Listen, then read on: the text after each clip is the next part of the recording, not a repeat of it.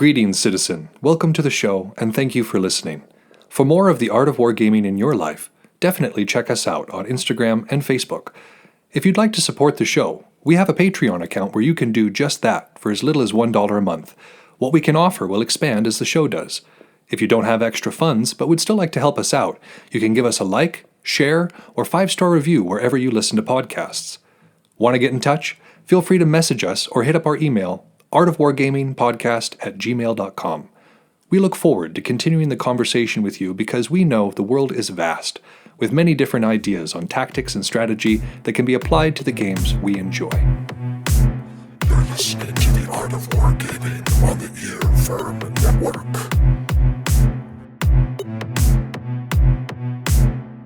The Military Maxims of Napoleon. Welcome to the Art of Wargaming on the Earworm Network. I am Yaga Malark. Today we're going to be delving into some more of Napoleon's military maxims. But before we get into that, I know that for you, when you're looking at the episode number, it will probably say episode 99. In my notes, for whatever reason, we are on episode 100 right now. Now, I did go back and check out my notes compared to the published shows. And I couldn't necessarily, I did it a couple of times, and I couldn't find any discrepancies. I cannot tell you where it got off, where our 1 through 100 is different from your 1 through 100. Best I can imagine is that an episode didn't get published at some point and I missed it. But regardless, we'll be celebrating twice, because today, for us, here in my notes, it's episode 100, which is awesome. I think that's kind of a big deal. For you guys, this is the one before we celebrate that, because for you it's episode 99. So either way, I never thought it would go on this long. Let's just put it that way. I originally started this as a tool for my students in order to access this information while, kind of COVID was going down, and to create a record of what we're talking about here. But it evolved into something else. I've got people in multiple communities that we talk with, and every day our listener base grows, and every day the amount of people that we're able to actually talk to and get good interviews with, that kind of opens up a little bit more too. So again, thank you all. Thank every single one of you, and you new people as well, because I'm watching the new listeners going up too, and it's just, I'm just so pleased. I'm just so pleased that y'all are as interested in this as I am, that you enjoy taking a little time out of your schedule to listen to a little bit about wargaming and military science. So from the bottom of my heart, thank you so much. And the other thing I wanted to talk about is, we've got 24,000 downloads. So episode 100, by my count, 24,000 downloads. Wow, that's a lot. And on 7 continents, as we had talked about in a previous episode. So not looking too shabby. We're doing pretty okay over here, and showing no signs of stopping, because this is a calling, if you will. So thank you for being along with me on the journey. Another part of this calling, however, is that, people in other situations may want to hear what you have to say. For instance, I've got a lecture that I'm preparing for Chaos Wars, which is going to be happening in Idaho at the end of July. So I'm already prepping that lecture, and kind of a part of that lecture is the one that I'm prepping for the end of the month. Montana, Missoula in particular, has its local sci-fi fantasy convention, which is MizCon. And by the way, if you haven't made any plans for that last weekend of May and you're in the area, I highly recommend checking out MizCon. It is a punch for such a small thing. It is not, it's not a tiny con. It gets pretty big, and they bring in some really cool people too. They had George R.R. Martin at one point as a special guest. Patrick Rothfuss has been there as well. So it's not a shabby little thing. It's pretty darn good. And, they have several days, and there's panels, and there's excellent shopping, and just a really cool community. So if you have a minute, and you have a desire to, check out MizCon. If not this year, then maybe next year, and just keep a mind open for it, because I I really enjoy it. And, it's not just because my wife is a volunteer coordinator there. That's not the only reason I'm hyping it. It's also an excellent centerpiece for our community here in Missoula. So, yeah, check it out. But the lecture prep, a lot goes into it because it's different having a live audience there. And I'm hoping for participation. One of the things that I don't get the opportunity to do with you, as I do in a normal teaching situation, is that I cannot field your questions. You may be having questions as we're going along of I wonder what that might mean, or I wonder if you could expand upon this. And unfortunately, I'm not retroactively psychic because you're listening to this far after I've recorded it. And so there's a limitation that I have to be able to respond to what you might be listening or listening for, and what you might be able to gain more of if I were to explain. And so that's one of the things that I'm planning for in this is several question and answer periods. I'm being okay, we just finished covering this topic. Is everybody on the same page? Does anybody need clarification? Does anybody have any thoughts, ideas they want to share on the subject? Because I like it to be a conversation. And you've noticed that in the past I have had a lot of guests on. Recently, not so much because I've had my hands full with several other projects as well. But it's always nice. It's always nice to have a guest on. It's always nice to have somebody who's got a different perspective and to be able to chat with them about things. Because, I enjoy this work well enough solo. I don't mind sitting in a room reading old books and talking to the wall with a bunch of fancy gizmos on it.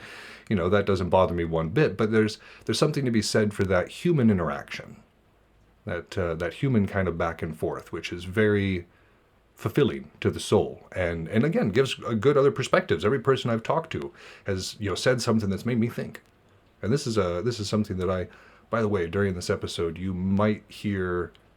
Yeah, you can hear it right there. Do you hear the rain that's coming down outside? I looked at the weather and it was oh, there's going to be this break right here. And I was outstanding, I'm going to go out. And then I checked it again and it was oh, by the way, it's going to rain for the rest of the time. Good luck. So I can hear it. I doubt you guys can hear it because I've got my settings done in such a way that I can hear the gnat who sneezes 3 streets over. But yeah, ooh, dang, it's coming out up there. Huh. But anyways, so the lecture prep is a different thing entirely. And for me, it's a matter of trying to make a synopsis on this particular occasion. I'm hoping to gain some more listeners between you and me. This is an attempt to hopefully bring some more people in who might be interested in the topic. So I want the lecture to be not overly detailed in one particular topic, but I want it to be a general overview of what we talk about here on the show. And I'm going to try to record it and put it up on the YouTube page. Yes, I know. I've been talking about the YouTube page for years now, and if you've been on there, it's crickets, and I get that. Actually, no, we do have a couple of things on there. There's the 2 battle reports that I did that I actually ended up sticking on there. But apart from that, YouTube has largely been unused, and I know I need to get better about that. I will get better about that. And hopefully one of the things you'll see on there first is one of these lectures. So yeah, that's fun though. It's nice to have this opportunity. It's nice to have people who are wanting this sort of thing to happen. So, and again, if you've got your own convention and you have a desire for a amateur military science enthusiast who also is a military historian enthusiast to come and speak at your local convention, I'm always willing for another plane ride. So just let me know.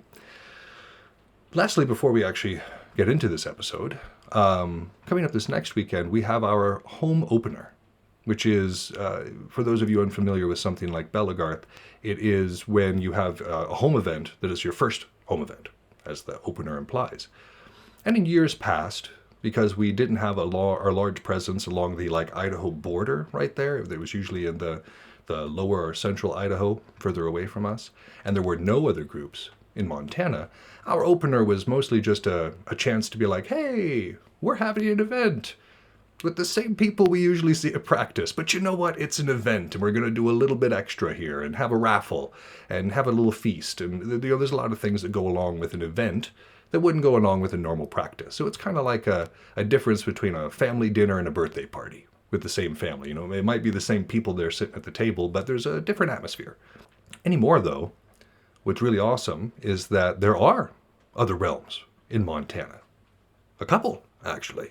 And we do have some realms on the other side of the Idaho border which are getting large and have people who like to travel. And so, I mean, War of the Gate this last year, for instance, we had a ton of people from out of town. Usually we have a few friends who come up from like Boise or Idaho Falls, and perhaps some others if they're in the area vacationing already. But as a general rule, people don't really travel for a small day event in Montana. Or, yeah, I mean, the opener is a small day event. And even WOG is a weekend event, but we had so many people there this last year. And I'm hopeful for this year because we're doing it in June rather than later in the summer. So fingers crossed, it might not be super smoky this time around. And I'm hoping to get to fight at my home like main event, but I digress. An opener is nice. In particular this year, I think the opener is going to be nice because the people who are coming kind of mark this growing community that we have in this area of the world. You know, there's some areas where there's a large concentration of fighters. You know, Central Tennessee. There's a lot of realms around that area. Several different areas in the South, actually. Michigan. You've got a large center around Grand Rapids and the surrounding region that also has quite a few realms. The Seattle region used to have quite a bit of activity. It kind of died down just before COVID, but that used to be one of the bigger areas too. Portland, some great realms in and around Portland. And then Southern California is one of the places where you have the largest proliferation of realms. But in many cases, those are like 5 or 6 person realms in like smaller areas of one, larger city. So like San Diego, for instance, might have 4 or 5 realms. And each of those realms might not have like 20 or 30 people. Maybe we're talking like 5 or 10. But, San Diego is so big that it takes a second for people to be able to get together. And so seeing as many people as that I'm seeing who want to come to this home event of ours really kind of shows the way that things are building up around here. And that makes me super happy because that means that people can come to our events, and then when they're having them, we can go and support them. So it's a great way to build community and find even more people that we like and like to fight with. So yeah, that's my little spiel for today. And I think it's about time for us to re-embrace the maxims of Napoleon.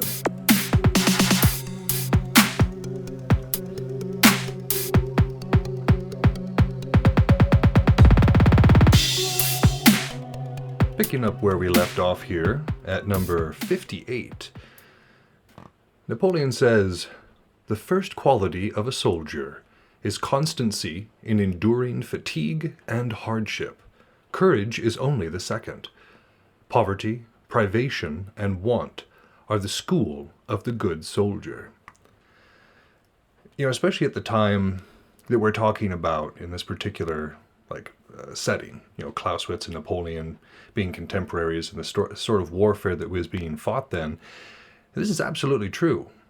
Because courage, in terms of en masse fighting, is not as necessary because you've got pressure, social pressure of the people to your right and to your left, your sergeants who are calling orders, whoever's behind that, like a political officer or whoever who is watching for deserters.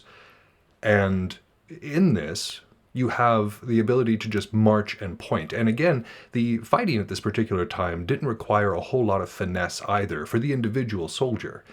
The weapons were largely inaccurate. And so you basically just pointed in a direction with everybody else. I mean, you guys have seen movies from this particular era. I don't know why I'm explaining this to you. But because you have these large groups that are moving, courage, like he says, is not as necessary. And even in modern warfare, some of that is somewhat true as well. A lot of what they teach you in basic training, some of it is skill-based. You're learning how to fight.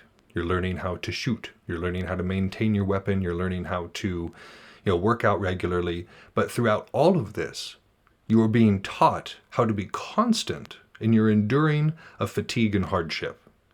I mean, you're getting PT'd, given, punitary push-ups or runs or whatever like the whole way through.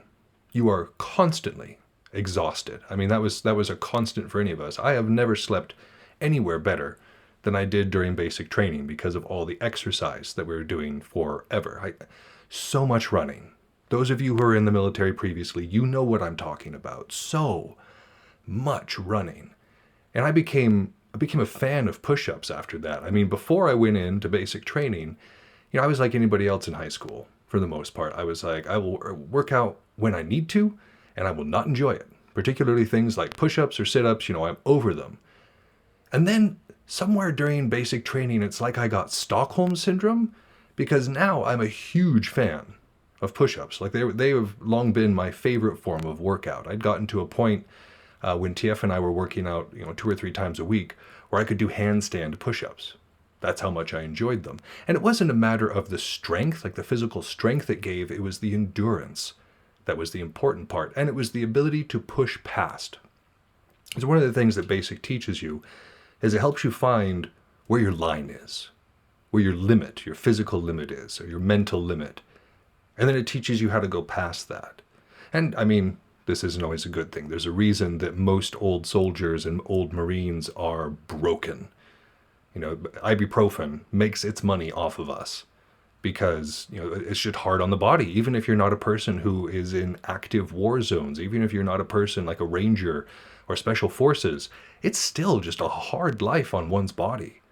And that's with all the, commodities that we have now.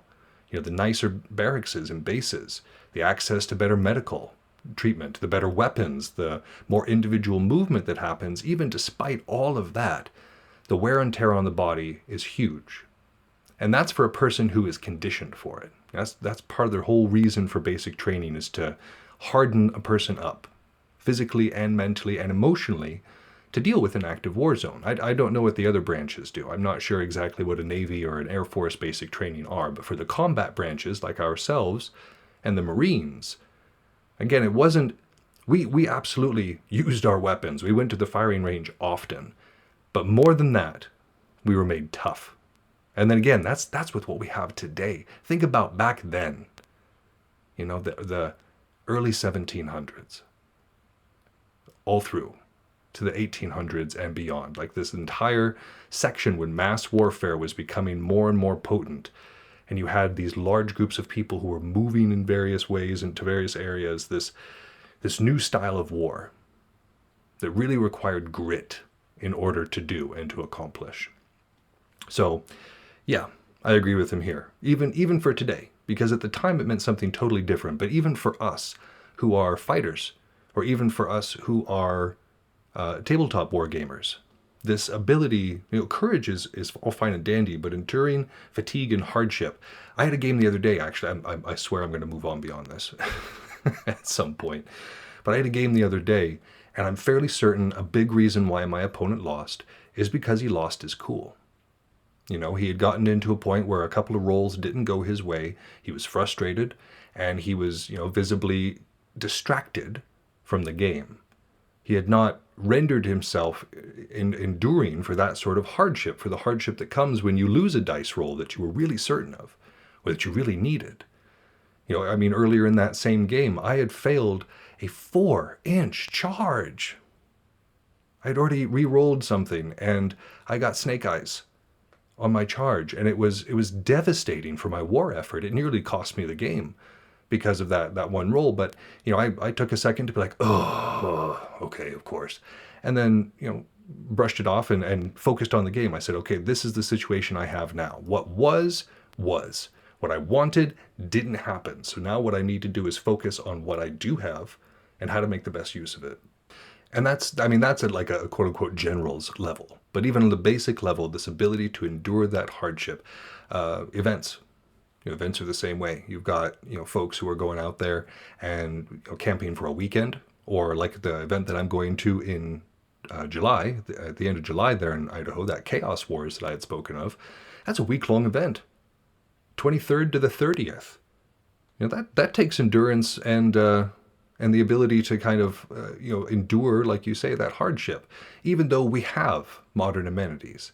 And that's, of course, if you want to keep fighting on the field. And there's those of us who want to see that field every single day. And there's other people that go and, they're there for social reasons, and they might fight a couple hours, a couple of days, but, they're there for other reasons. And that's all fine and dandy. But I'm assuming that part of the reason you listen to my show is because you want to be at the top. You want to be one person who's out there and fighting more consistently. I know I do. That's the reason I read this stuff. That's the reason I rehearse this stuff, is because I'd like to be out there as much as possible. Endurance. Endurance will get us there. Not just courage, but endurance. All right, moving on to 59. There are 5 things which a soldier ought never to be without: his musket, his cartridge box, his knapsack, his provisions for at least 4 days, and his pioneer hatchet. Reduce his knapsack, if you deem it necessary to do so, to the smallest size, but let the soldier always have it with him. So the knapsacks at the time could encompass, several things. You could have changes of clothes in there, changes of shoes. Of course, you'd have the ability, like your quote-unquote tent or your bivouac, and you'd have some sort of bedroll for the most part. And in many cases, you can start reducing that down. Take out an item here, take out an item there, but really the very basis of it, the ability to sleep out in the open, needs to be there in as little form as we can possibly have. But something, you got to have something while you're there. Our musket, whatever that is for us, if it's a weapon that we have at an event, or if it's our army that we have at our tabletop gaming, then that's the thing that we need to have. Our carriage box, which would be that which you've got the ammunition and the gunpowder in. I'm not quite sure for an analogy for that. For us, it would kind of be in the overall arching trend of make sure you have your weapon, make sure it's taken care of. I like to make sure I know where mine is, and that I'm never without it. My sword, typically. And of course, you've got the provisions for at least 4 days. We don't necessarily need that, but when I go to an event, even if I have a meal plan, which I do consistently have with Sarka's Kitchen, but even if I have one, I will bring other rations for myself. Little things, nothing super complicated. Maybe some goldfish and jerky for the salty, and maybe a little bit for sweet and some sports drank. But apart from that, yeah, it's not very much, but it's the necessities. It's the necessities. If everything were to go pear-shaped, then I would have the ability to survive, have the ability to continue eating and continue being on site, like I like to do. And of course, at the time, you had the ability to cut and have the wood that you would need specifically for your fire. So the pioneer hatchet was, of course, less a weapon in this particular case and more just an absolute tool, which could be used for the harvesting of wood, for the chopping of anything. It's an important thing to have, to make sure that you're prepared in this way. And so those 5 things, if we can have the same, what they represent, if we can always have our weapon, we can always know where we're going to be sleeping, we know where we're going to be eating, and we know where we're going to be getting our heat. Now, for those of us who also play tabletop games, such as, 40K or Battle Machine or whatever, there's, we don't have to worry about some of these things. Like keeping warm. If you're having to worry about keeping warm where you're fighting or where you're playing your game, turn on the heater. I don't know, because you don't want to light a fire indoors. That's highly inadvisable. So yeah, it's hard to draw some parallels on the other side of that. But for those of us who do our stuff outside, bring it into more general terms, and it's absolutely true. Number 60. You should, by all means, encourage the soldiers to continue in the service. This you can easily do by testifying great esteem for old soldiers. The pay should also be increased in proportion to the years of service. There is a great injustice in giving no higher pay to a veteran than to a recruit. This one kind of goes without saying. Retention is huge. The cost alone of training up a new recruit is, for one person, maybe not that big, but for an entire army, that's a massive expense. And then you've got to go through the process of battle hardening those same troops, because just having them trained isn't usually enough. To have an army that is functional, it also needs to be something that is accustomed to war. I think Clausewitz was saying that when we were last talking about him. He was saying that it is important to have an army that is blooded, that has been there before. There are many units, for instance, that will not recruit new fighters. They won't even look at fighters until they've been around for 4 or 5 years, because at that point they've actually become accustomed to what we do. We don't have to train them up from absolute scratch.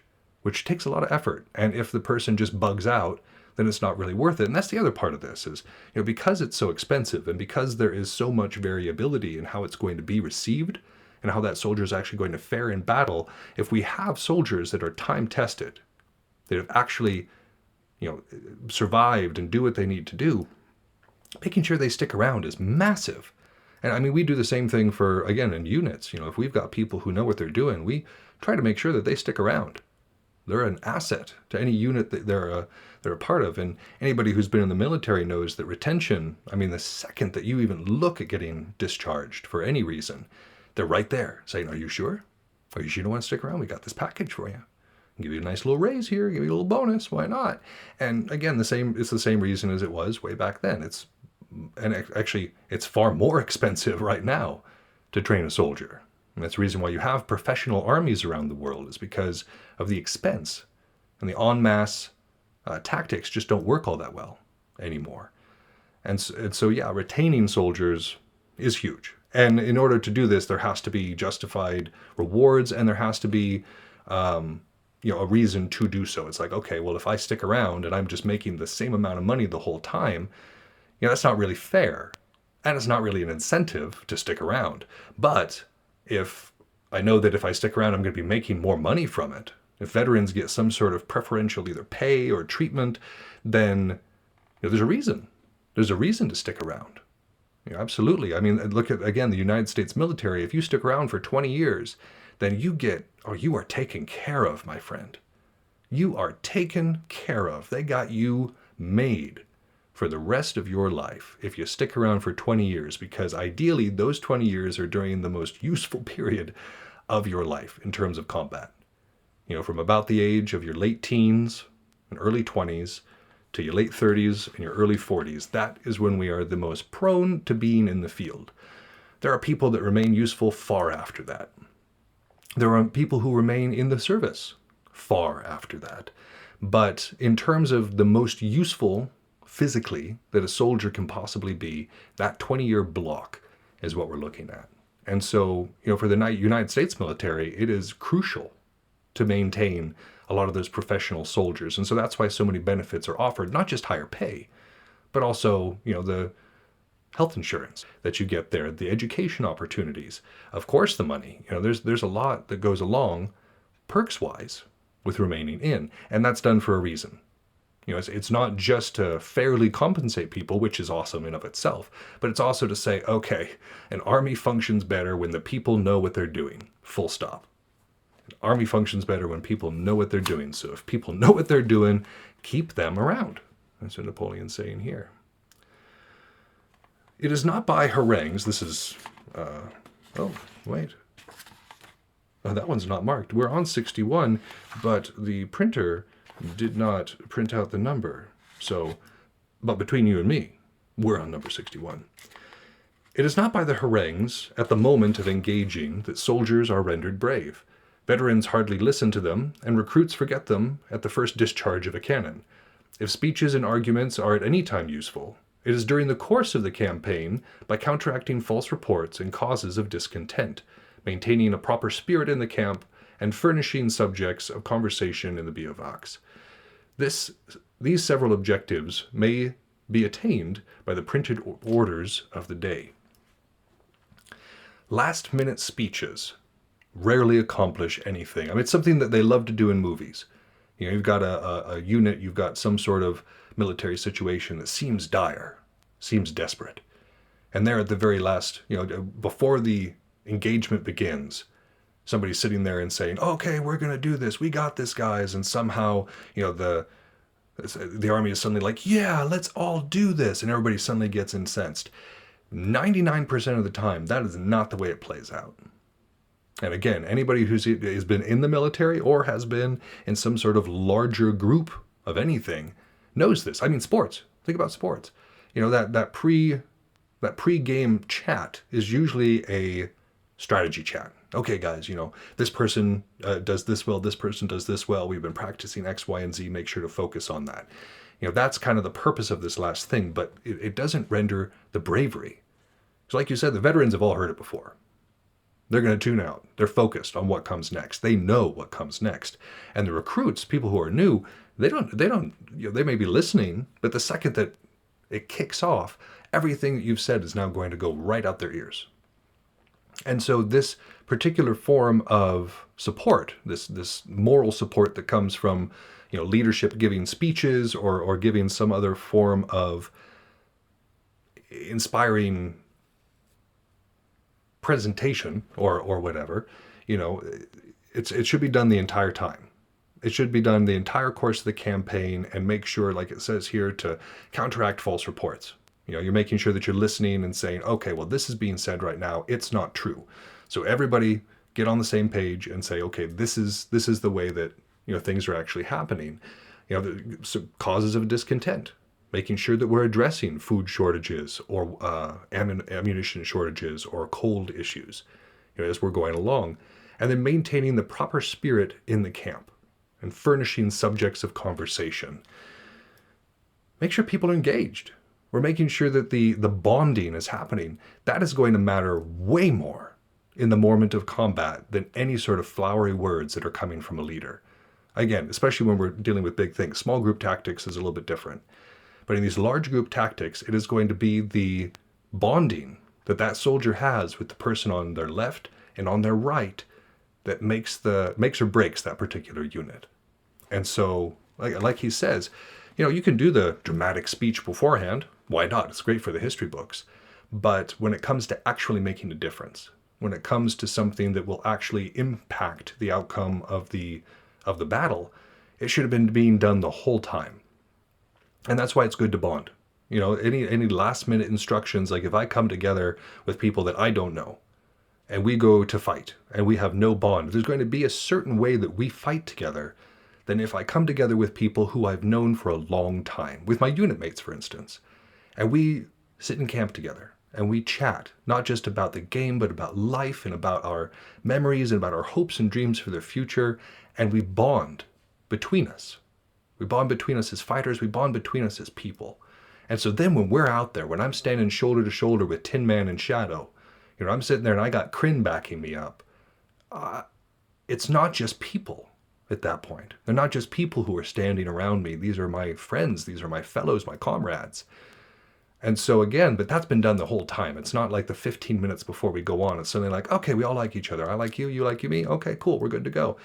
No, there's a familiarity that it impacts the field so much more than just a last minute entreaty. So we're supposed to be doing it the whole time. If you're a realm or a unit leader and you've got people who are looking to you for leadership, make sure you know that leadership happens way before the event even starts, way before the lay-on is even called. It happens in the weeks and the months prior, in the bonding and the messages that are being sent to our troops, to our friends at the time. And it says, several of these objects may be attained by the printed orders of the day. How much faster is it for us? At the time, the printed orders was like, okay, I got to have like 330 whatever messengers and send them out to all different areas of the camp, to all the different commanders, and then they all get it. Instead of just being able to go on to some messaging service and say, boop, boop, boop, boop, boop, boop, boop. Okay, everybody knows. Written orders are done. A way of staying in contact. Or even just on message boards. It doesn't even have to be something that is super direct, but just making sure that everybody is on the same page, making sure that everybody is vibing with each other, man. It's important. Number 62. And bear with me on this one. This is kind of confusing in the beginning. Tents are injurious to health. See, I told you. It is much better for the soldier to bivouac, because he can sleep with his feet to the fire, which quickly dry the ground on which he lies. A few boards or a little straw shelter him from the wind. Tents, however, are necessary for the leaders, who have to write and consult the map. They should be given, therefore, to the superior officers, who should be ordered never to lodge in a house. Tents attract the observation of the enemy's staff, and make known your numbers and the position you occupy. But of an army bivouacking in 2 or 3 lines, nothing is perceived at a distance except the smoke, which the enemy confounds with the mist of the atmosphere. He cannot count the fires. And this is a fine distinction, because a tent, if you imagine, is something that's larger, that's kind of popped up. And a bivouac is different. It can just be in the open. It can just be like you're sleeping out there in the open, or it can be something where you have like, it's not quite a tent. And again, those of you who've been in the military know exactly what he's talking about. But imagine, you're laying on the ground. You might have a, I don't know, a bedroll, especially, or something, a boards, like he's saying, to lay on.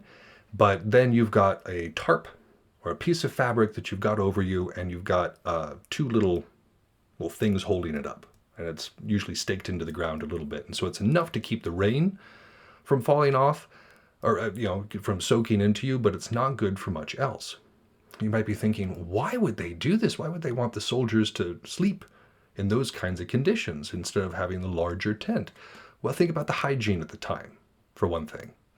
If you're outside and you are constantly being moved around, you're constantly getting worked up and not being able to bathe, then our clothes are going to be more prone to molding, are going to be more prone to having other issues. The feet to the fire specifically is about trench foot. And they called it something different at the time. We got the term trench foot from what developed for folks standing in the trenches during World War I. But it's been something common all throughout the ages of fighting, as long as there's been wet and shoes that are made, or that are confining the feet in that wet. And it causes terrible infections, and it can really be injurious, not just to one's health, but of course, if it's widespread, to the entire army. So this maining that you can dry out. Again, a tent is someplace where moisture can collect, where mold can gather, and it is not the same thing as drying out near the fire, right? And then the other thing that he's talking about here, of course, is visibility. If you've ever been to a Belagarth event, you can see it from a mile away. You're looking and suddenly just this row of tents, boom, you can see them all. But when you bivouac, it's much closer to the ground. And so you don't have that high profile. They're large enough to block out fires, though, which is big. So you don't have the obstruction of the view that a bunch of tents would create. But there's enough an obstruction that the fire isn't going to pop out, unless they're at an elevated position, that the fire isn't going to stick out overly badly either. And so, but again, the officers get tents. And I know it's like, oh, of course, the officers get tents. And while there is absolutely a measure of elitism there, there is also the necessity of saying, okay, well, the officers also need to be looking at maps. They also need to be writing and receiving orders. And, again, at the time, we're not dealing with ink that bonds well with a paper. We're dealing with ink that can smear. We're dealing with ink that, while if it's rained on, it runs. And so you don't want that. We don't want rain that's getting all over our messages one way or another. So that is one of the biggest reasons why officers would have their own tent, apart from, officers being like, I don't want to sleep in a bivouac situation. But he's also saying, never in houses. Can never do in houses. And another big reason for this is if the army needs to get up and go real quick, it is super fast to collapse a bivouac and get ready to go. You've got your tarp or whatever, and then you've got the two stakes and the ones that are holding it in the ground. And boom, boom, boom, ready to go. Just wrap it up in your knapsack. We're good to go on the road. Whereas if the entire army has tents, well, you got to not only tear down the tents, but beforehand get all the stuff out of the tents and organize that stuff that may have become disorganized inside the tent. Again, if you've been to an event, I challenge anyone to have a orderly tent by the end.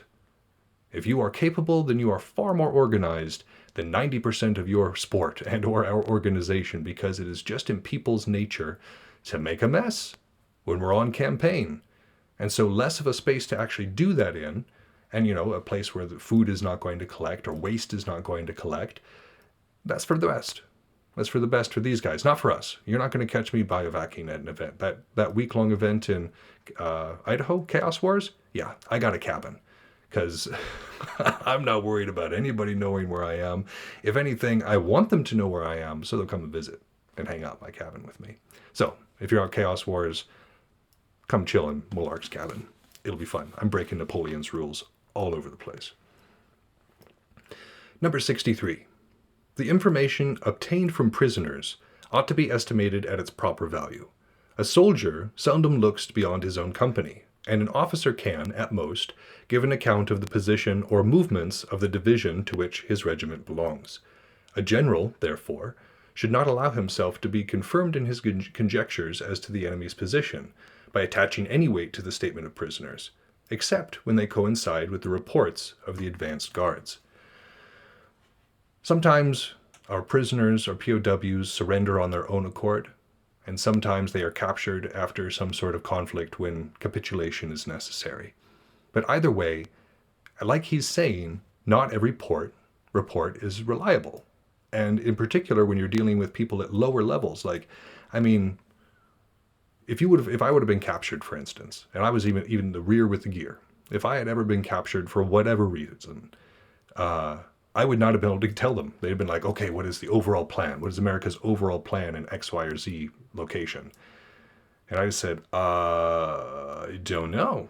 I organize the library and look over photographs from time to time. And, I also help manage the transportation for my particular unit. But apart from that, no, I don't know the overarching strategic plans, because through operational security, people know what they need to know.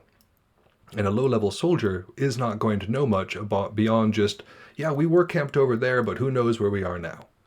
It's not like, again, most POWs, most people who are offering to give up information, again, it's not like the movies. Banish movies from your head. Read old books, banish movies from your head. Because that whole scene where like the one lowly soldier comes in and is like, oh, I have a report. And then that report like revolutionizes the entire war, and then they go on to win because this one private happened to know absolutely everything about the other team. Give me a break. That's not going to happen. You have somebody like Benedict Arnold who defects and goes to the other side. That matters. The information that guy had mattered and made a huge impact. I mean, it didn't win England the war, but it certainly hurt. It really hurt the Continental cause. And so the higher level, of course, somebody who switches over, the more information that they're going to be privy to. But even then, they may not know everything. And what they know may be flawed, or they might be outright lying. And so if we as commanders take everything we hear at face value, not only are we going to be confused by conflicting reports, we are also going to be confounded by either people intentionally or accidentally trying to obfuscate what the information actually is. And so what we want is not only corresponding information between those captured elements who might be telling us, but also our own advance guards. And it's like if somebody says, oh, they're camped by the river, and I'm like, okay, that's all fine and dandy. Hey, scouts, are they camped by the river? And the scouts are like, yep, oh yeah, they're camped by the river. Then they are. But if I go, hey, scouts, are they camped by the river? And they're like, nope, don't see nobody. Well, that information wasn't reliable. And it was a good thing that we didn't make our entire battle plan based around that information. So how can we apply this? How can we apply this to wargaming? Well, even within something like Belagarth, where we're out there and we have friends. Just because you're in a unit doesn't mean we don't have friends outside of that unit. I'm a Dark Angel, but that doesn't mean that all my friends are Dark Angels or even Triad. I've got friends all over the place. I got friends in the Uruk-hai, got friends in the Gelf, got friends in the Kushi, got friends in Ravnus, all over the place. I got friends in low places. Sorry, I couldn't resist myself.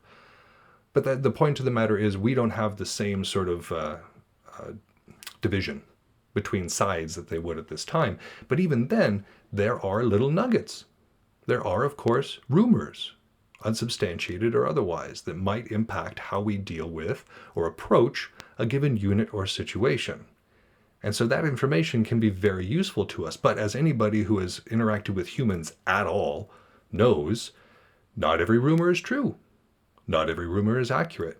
One might, have similar information, but may miss the actual heart or the actual real truth of what's going on. And so to believe one person for a rumor or to believe one person for a piece of information is kind of silly, because that delivery can be flawed for many reasons. They could again have flawed information. It may be outdated information, or it could be an outright lie, an outright attempt to deceive us.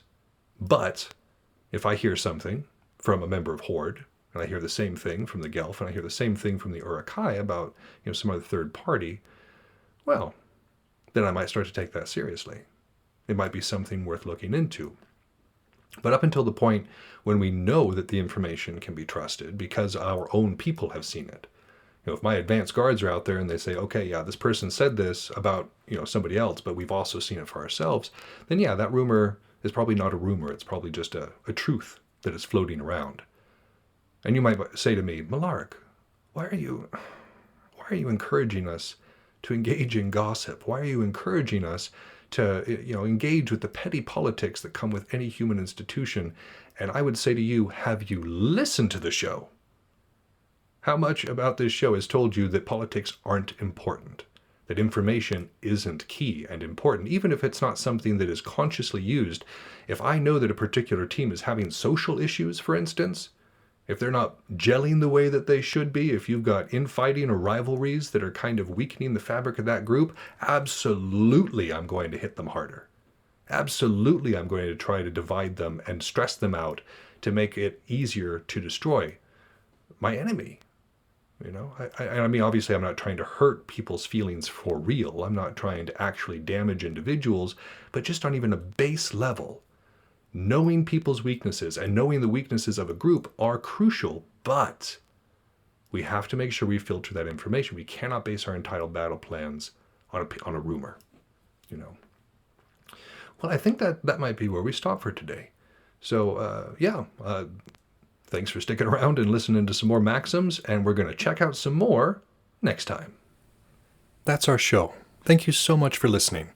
If you haven't had enough of the art of wargaming in your life, you can find us on Facebook and Instagram, where I occasionally post funny and educational memes. If you want to get in touch with the show directly, you can email us at artofwargamingpodcast@gmail.com with any questions, comments, or concerns that you might have. Also be sure to check out all of our sister shows on the Earworm Network, including General Nerdery, Word Balloons, Fried Squirms, and more. We're working hard on having something for everyone. And again, you can find those at earworm.com. That's EARVVYRM. You can also find that in the show notes. But for now, this has been Yaga Malark, signing off.